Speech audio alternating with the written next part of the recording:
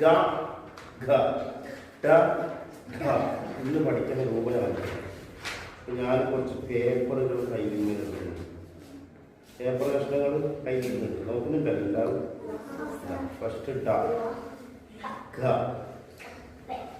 ഗ ഗ ഗ എന്ന് പറഞ്ഞാൽ ഈ പേപ്പറാണ്. ഗ ഗ ഗ എന്ന് പറഞ്ഞാൽ പേപ്പർ.